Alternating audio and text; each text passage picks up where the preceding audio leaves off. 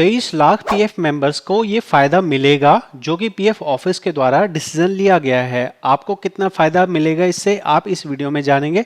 पहले मेरा परिचय जान लीजिए। मेरा नाम सागर है, मैं पीएफ कंसल्टेंट हूँ। ये पीएफ का बेस्ट चैनल है। यहाँ जो आपको जानकारी मिलेगी आप इसे कंपेयर करके देख सकते हैं। आपको पता लग जाएगा जमीन और आसमान में कितना अंतर होता है। सबसे पहले थोड़ा सा मैं आपको बेसिक समझाना चाहूँगा। हो सकता है आप में ऐसे कुछ लोग हों जो बिल्कुल कुछ न जानते हों, तो मैं थोड़ा पहले बेसिक बता देता हूं, फाउंडेशन बना देता हूं, फिर आपको बताऊंगा कि ये कहानी क्या है। फाउंडेशन कुछ इस तरह है कि जो आपका पीएफ होता है उसमें दो कंपोनेंट होते हैं, एक होता है पीएफ, दूसरा होता है पेंशन। तो ये जो पेंशन वाला कंपोनेंट होता है इसमें एक नियम था। उस नियम के हिसाब से अगर किसी की सर्विस 6 महीने से कम है तो जितना भी उसका पेंशन में पैसा जमा होता था वो सरकार अपनी जेब में रख लेती थी, वो पैसा आपको नहीं दिया जाता था। इस कानून को बदल दिया गया 14 जून 2024 के बाद। 14 जून 2024 के बाद अगर आपने फॉर्म 10C अप्लाई किया और आपकी सर्विस चाहे 1 महीने की हुई तो भी आपको पेंशन के पैसे दिए जाएंगे। जहां बात करें पीएफ की, तो ये पीएफ के ऊपर नियम बिल्कुल शुरू से ही था। अगर पीएफ के यहाँ आप 5 दिन काम करा आपने, आपके 100 रुपये बनते हैं, मिनिमम 100 रुपये निकलते हैं पीएफ में। अगर आपके 100 रुपये भी बनते हैं आप वो भी क्लेम करके निकाल सकते थे, लेकिन पेंशन में ये सुविधा नहीं थी। तो अब पीएफ ऑफिस ने क्या किया है, पीएफ ऑफिस जिस डिपार्टमेंट के अंदर में आता है, जिस मिनिस्ट्री के अंडर में आता है, वो मिनिस्ट्री बताती है जनता को कि भाई हमने आपके लिए क्या अच्छा काम किया है। तो इसी को बताने के श्रृंखला में यहाँ पे इन्होंने एक नया प्रेस रिलीज जारी किया है। ये अपडेट मैं आपको ऑलरेडी बता चुका हूँ 2 हफ्ते पहले, जो कि अच्छे से मैंने प्रेस रिलीज और भारत सरकार का जो गैजेट होता है उसके अंदर जो इन्फॉर्मेशन थी वहाँ बताया था। लेकिन वहाँ पे ये जानकारियाँ नहीं थी कि इससे कितने लोगों को फ़र्क पड़ेगा, इससे कितने लोगों की लाइफ इफ़ेक्ट होने वाली है। यही इन्फॉर्मेशन इन्होंने अब इस प्रेस रिलीज़ के अंदर दी है, जिसमें बहुत ही शॉक करने वाले यहाँ पे बातें निकल के आई हैं। ये इतनी शॉकिंग इन्फॉर्मेशन है जिसके बारे में मैं सिर्फ अनुमान लगा सकता था, एग्जैक्टली मुझे भी नहीं पता था। तो यहाँ क्या है पूरी जानकारी आप यहाँ लाइन बाय लाइन देखेंगे और लाइन बाय लाइन समझेंगे। यहाँ पे समझिएगा, थोड़ा ध्यान से समझने वाली बात है। यहाँ पे कह रहा है कि ये जो प्रोवाइड किया जा रहा है बेनिफिट, ये जो मेंबर्स को प्रोवाइड किया जा रहा है, इससे लेस देन 6 महीने वाली सर्विस वालों को बेनिफिट होगा। अब होता क्या था, कोई आदमी 8 महीने की सर्विस कर रहा है उसका भी रिजेक्ट कर दिया जाता था, ये कह के कि भाई आपका जो है एनसीपी डेज कम हो गए, और एनसीपी डेज कम होने के से आपका जो है 6 महीने से अगर एक दिन भी कम हो गया, 5 महीने 29 दिन अगर हो गए, तो भी आपका पूरा का पूरा जितना पेंशन में पैसा जमा होता था वो आपको नहीं दिया जाता था। तो यहाँ पे एक नंबर बताया गया है, एक नंबर ऐसा बताया गया है जो हैरान करने वाला और परेशान करने वाला है। कैसे गरीब पीएफ मेंबर्स के पैसे जो हैं पीएफ ऑफिस द्वारा रख लिए गए थे, और आज से नहीं है ये नियम, आज से नहीं है ये नियम, 1995 से है। आप सोच के देखो कि 1995 से जब भी कोई आदमी 1 महीना, 2 महीना, 3 महीना, 4 महीना नौकरी करके छोड़ देता था तो वो सारे पैसे पीएफ ऑफिस के पास रह जाते थे, वो पैसे पीएफ ऑफिस आपको नहीं देता था। तो इस पीएफ ये जो हमें पब्लिकेशन दिया गया है, इस पब्लिकेशन में लिखा गया है कि इस अमेंडमेंट से more than 7 lakh EPS member फ़ायदा लेंगे हर साल। तो यहाँ समझ के देखो कि मतलब पिछले साल 7 लाख लोग ऐसे हैं, पिछले साल 7 लाख लोग ऐसे हैं जिन्होंने अपना ईपीएस का पैसा वो नहीं निकाल पाए, और वो नहीं निकालने से क्या हुआ, नहीं निकालने से उनका पैसों का नुकसान हो गया। मैं आपको एक अनुमान के लिए बता रहा हूँ, ये देखो 7 लाख है, गुणा में कर रहा हूँ, कितना गुणा करूँ। मान लीजिए कि वैसे अगर 6 महीने का देखा जाए तो 9,000 रुपये बनते हैं, मैं मान लेता हूँ सिर्फ 5,000 रुपये बने हैं। यहाँ पे 5,000 से मैंने गुणा कर दी, तो आप यहाँ देखेंगे अगर मैं हिसाब लगाऊं तो ये लाख, 10 लाख, करोड़, 10 करोड़ और अरब। आई थिंक ये जो है करोड़ों में नंबर जा रहा है, 350 करोड़ नंबर जाता है। आप यहाँ ये जो चीज़ लिखी गई है मैं इसके बेस पे ही बता रहा हूँ कि यहाँ कहा गया है कि इस अमेंडमेंट से 7 लाख लोगों को फ़ायदा होगा। मतलब कि हर साल लगभग लाखों नहीं करोड़ों रुपए पीएफ मेंबर्स के रख लिए जाते थे, बस इस नियम की वजह से, जहां पे 6 महीने से कम की सर्विस की वजह से उनका पैसा रख लिया जाता था। मैं एक एवरेज मान के चल रहा हूँ 5,000 रुपये, हो सकता है किसी का 1,000 हो, हो सकता है किसी का 2000 हो सकता है किसी का 3000 हो। तो ये आप समझ के देख सकते हैं कि कितने लाखों नहीं, कितने करोड़ों रुपए पीएफ मेंबर्स के इसी तरह से पीएफ ऑफिस के पास रखे हैं, और पीएफ ऑफिस उस बेनिफिट को जो है आपको नहीं दे रहा है। कंपनी ने आपके लिए जमा किए लेकिन आपको वो पैसे नहीं मिले। तो मेरा सवाल पीएफ ऑफिस को लेके है कि पीएफ ऑफिस का एक नियम है, नियम ये कहता है कि अगर कोई व्यक्ति पीएफ से गलत फायदा उठाता है तो पीएफ ऑफिस के पास अधिकार है कि वो उन पैसों को रिकवर करेगा और वो उन पैसों को ब्याज समेत रिकवर करेगा। तो मेरा सवाल ये है कि आज तक 1995 से आज 2024 तक आपने जिन लाखों लोगों का इसी तरह का सिस्टम फॉलो करके लाखों लोगों का जो करोड़ों रुपए रख लिया है, उन करोड़ों रुपए को क्या आपको उन्हें नहीं प्रोवाइड करना चाहिए? क्या आपको उनके पैसों को वापस नहीं करना चाहिए? जब आपको लगता है कि आपने ये जो है बेनिफिट दिया है 7 लाख लोगों को, तो जो इससे पहले वाले 7 लाख लोग हैं जिनके आपने पेंशन रख लिए, आप उनको ये बेनिफिट क्यों नहीं देंगे? आपको पता है कि वो लोग कौन हैं, आपको पता है उनका आधार नंबर क्या है, आपको पता है उनका बैंक खाता क्या है। तो जब आप समझते हैं कि ये चीज़ आपके तरफ से गलत की गई थी, इतने पैसे मेंबर्स के रख लिए गए थे, तो आपको उन मेंबर्स को अप्रोच करना चाहिए, उन मेंबर्स को कांटेक्ट करना चाहिए और उन्हें बोलना चाहिए कि देखिए अब हमने अपने नियम को सुधार दिया है। कम से कम मान लो आप इतने पुराने सालों का पैसा नहीं दे सकते हैं, तो कम से कम जो पिछले 2-4 सालों के अंदर में आपके पास रिकॉर्ड बिल्कुल अवेलेबल हैं, उनको तो आप कम से कम पे कर दीजिए। तो यहाँ पे ये चीज़ एक होनी चाहिए। लेकिन पीएफ ऑफिस क्या कह रहा है? पीएफ ऑफिस कह रहा है कि ये जो नियम है, ये नियम हम लागू करेंगे 14 जून 2024 के बाद। मतलब अगर किसी आदमी ने 14 जून 2024 से पहले अपना फॉर्म 10C भरा और वो फॉर्म 10C ये बेस पे रिजेक्ट हो गया कि आपकी सर्विस 6 महीने से कम है। अब बाय चांस मान लीजिए कि ये आदमी अब जो है किसी नई जगह नौकरी कर रहा है, तो होगा ये कि वो टेक्निकली अब यहाँ अप्लाई नहीं कर सकता है, ऑनलाइन में वो अप्लाई नहीं कर सकता है। तो उसके जो पैसे हैं उसका नुकसान हो गया। तो वो नुकसान जो है उसकी भरपाई पीएफ ऑफिस को करनी चाहिए, जो कि पीएफ ऑफिस, मुझे लगता नहीं है कि पीएफ ऑफिस करेगा। ऐसा मुझे क्यों लगता है? ऐसा इसलिए लगता है क्योंकि पीएफ ऑफिस के पास फंड्स होते हैं, लेकिन आप समझ के देखिए हायर पेंशन के लिए सुप्रीम कोर्ट तक यहाँ पे लड़ाई लड़ी गई, और जब सुप्रीम कोर्ट ने ज़बरदस्ती कहा कि भाई साहब आपको हायर पेंशन देनी ही पड़ेगी, तब जाके मजबूरी के अंदर में हायर पेंशन के लिए कच्चे मन से यहाँ पे पॉलिसी बनाई गई, और उस पॉलिसी में भी हज़ारों कमियां हैं। उस पॉलिसी के अंदर भी ऐसे ऐसे फैक्टर्स को रखा गया जो फैक्टर्स किसी मेंबर के लिए पूरा करना इम्पॉसिबल था। तो यहाँ पे बस बात ये है कि देने की नीयत जो है उस पे डाउट है, ये मेरा मत है। यहाँ पे हायर पेंशन वालों के लिए जब आप मान लो आपने ये 7 लाख लिखा है, ये 7 लाख लोगों का आपने पेंशन बहुत सारा कलेक्ट किया। आपको पता है कि हमने किसी लोग, मान लो कि एक बस है, बस में मान लीजिए एक टिकट कलेक्टर है, टिकट कलेक्टर ने मेरे से पैसे लिया और मेरे को बोला भाई खुले नहीं है, चलिए हम आपका जो है नहीं दे पाएंगे, आपका 2 रुपये हमने रख लिया। तो अगर किसी सामने वाले के ऐसा केस है जहाँ पे उसके पास 2 रुपये कम पड़ रहे हैं, तो आप मेरे मेरे 2 रुपये वहाँ एडजस्ट कर दीजिए। तो क्यों नहीं आप ऐसा करे हैं कि जब आपने लाखों लोगों को इस तरह से 6-6 महीने के फंड्स को अपने पास रख लिया है, तो आप क्यों नहीं उन लोगों को हायर पेंशन दे सकते हैं जो लोग हायर पेंशन के लिए आपके पास अप्लाई कर रहे हैं? आप क्यों उनको जो है हराने के लिए सुप्रीम कोर्ट तक जाते हैं, और सुप्रीम कोर्ट में भी जब हार जाते हैं तो उसके बाद आधे अधूरे मन से हायर पेंशन के लिए अप्लाई करते हैं? तो यहाँ पे पॉइंट इतना ही है कि इस बेनिफिट को, यहाँ आप इसे बेनिफिट की तरह तो देख रहे हैं, लेकिन आप इसे इस तरह भी देखिए कि एक सिस्टम कैसा हो सकता है जहाँ साल दर साल तक किसी गरीब आदमी के पैसों को रख लिया जाता है और वो पैसे जो है आप क्लेम नहीं कर पाते हैं। तो यहाँ इसी चीज़ के बारे में ये पूरी कहानी है।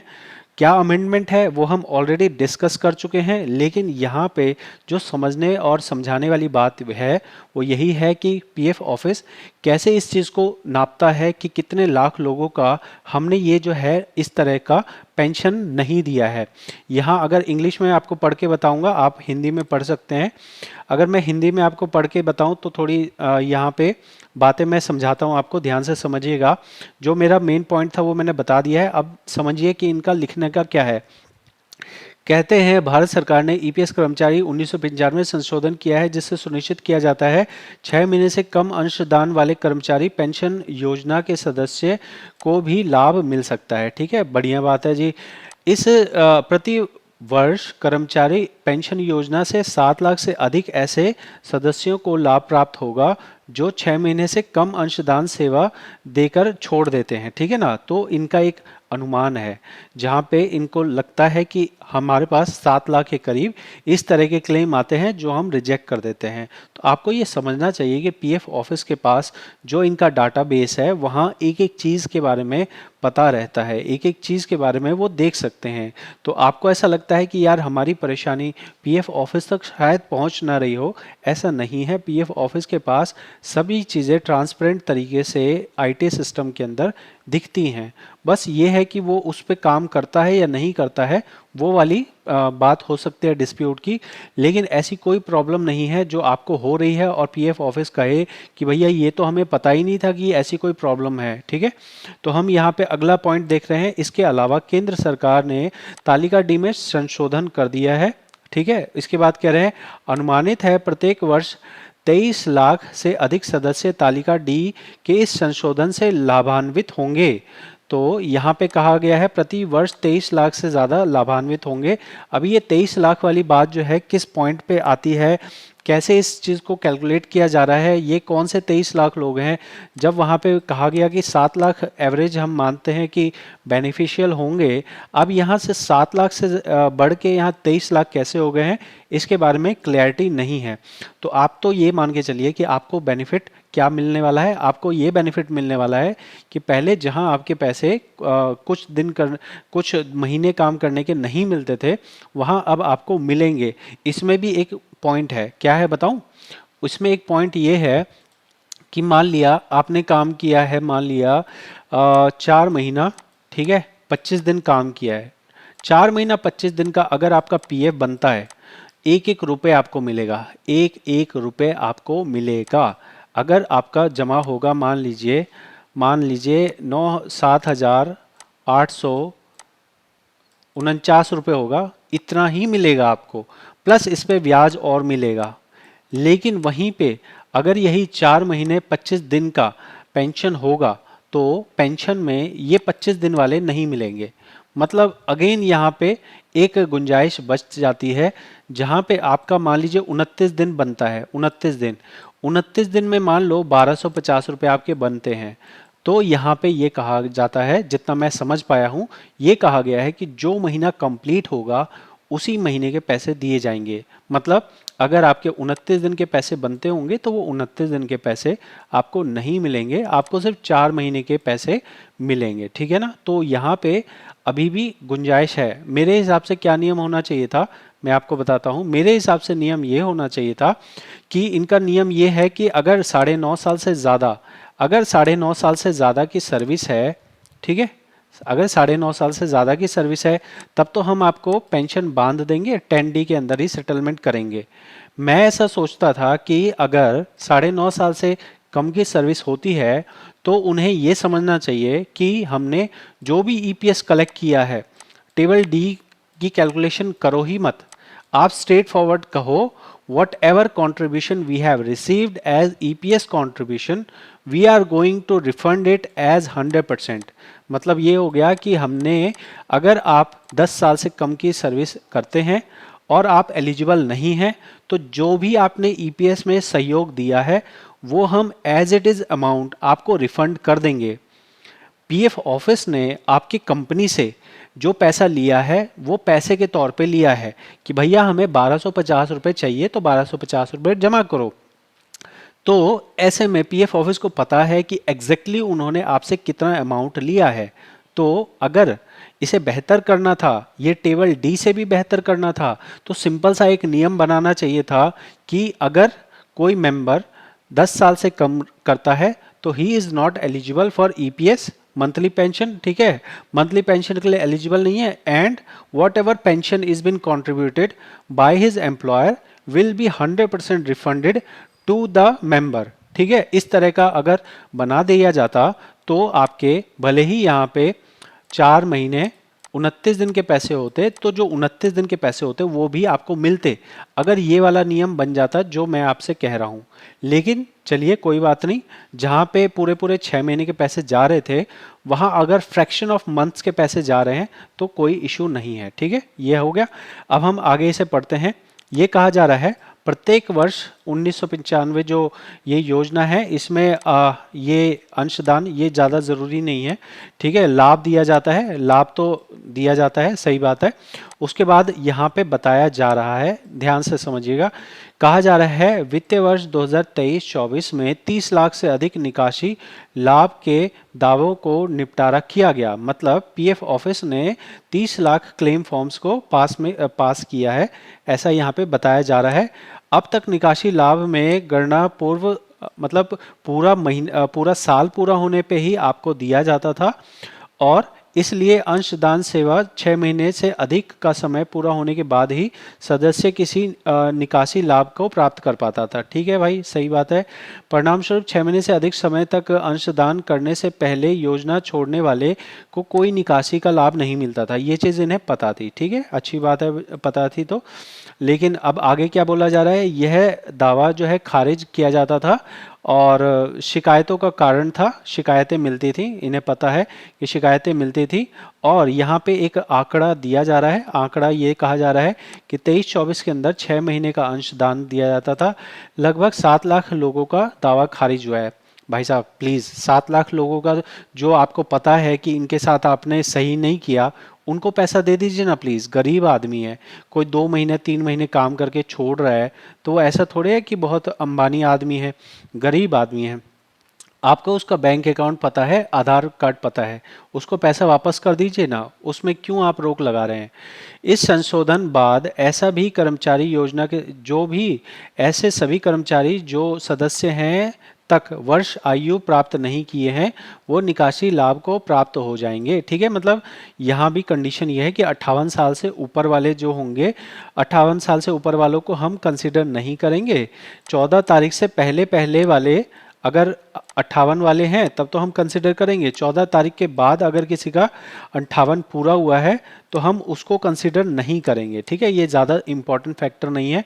इसके आगे यहाँ एक वर्किंग बना के दिखाई गई है। कहा जाता है कि तालिका डी में 6 महीने वाली बात जो थी उसकी वजह से अगर आप ये एक एग्जाम्पल कहा जा रहा है, अगर आप 2 साल 5 महीने अंशदान करते थे तो आपको 15,000 प्रति माह के निकासी लेने वाले सदस्य पहले 29,850 रुपये निकासी लाभ के हकदार थे और अब जो है 36,000 रुपये मिलेगा, ऐसा कहा जा रहा है, बताया जा रहा है।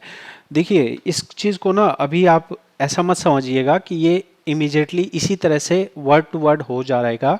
यहाँ पे कुछ कमियां हैं। ये कमियां इस तरह से हैं कि पीएफ ऑफिस मान लीजिए ये कहता है कि हम 36,000 रुपये देंगे, तो अभी तक पीएफ ऑफिस ने इस नियम को लागू करके एक भी आदमी का सेटलमेंट मेरी जानकारी में नहीं किया है, क्योंकि अभी तक कोई भी आदमी इस बेनिफिट को, ये जो 14 जून को आया है, आज हो गई है 1 जुलाई, अभी तक भी सिस्टम में इस तरह का बदलाव नहीं है जहां पे मेंबर को ये फ़ायदा मिल सके। तो मैं आपसे ये कहूँगा कि सरकारी घोषणाओं में काफ़ी बड़े दावे किए जा सकते हैं, लेकिन असल ज़िंदगी में कितने पैसे आपको मिल रहे हैं ये जब आपका क्लेम पास किया जाए उसके बाद ही डिसाइड किया जा सकता है। तो मेरे अनुमान से मैं ऐसा नहीं कह सकता हूँ कि आपको इतना बेनिफिट मिलेगा ही। मैं आपसे यही कहूँगा कि हाँ, पहले जो साल के हिसाब से कैलकुलेशन होती थी अब वो महीने के हिसाब से कैलकुलेशन होगी। तो अब जो है भविष्य में जहाँ मैं ये सोचता था कि भाई 4 महीने वाले को तो मिलेगा ही नहीं, तो हाँ अब आपको पैसा मिलेगा। मैं नहीं आपको कमिट कर सकता हूँ कि 4 महीने वाले को इतना ही मिलेगा, वो मैं कहूँगा तब जब मैं देख लूँगा 1 2 3 4 हज़ार केस जब मैं देख लूँगा, तब मैं पक्के तौर पे कहूँगा कि भाई साहब हाँ, ये चीज़ जो बताया गया था नियम में कि इतना पैसा आता है उतना आएगा। सरकारी घोषणाएं बड़ी बड़ी की जाती हैं, सच्चाई जो है उससे अलग हो सकती है। तो हम यहाँ पे जो काम करते हैं उन्हें पता है कि जो कहना होता है और जो किया जाता है उसमें डिफरेंस हो सकता है।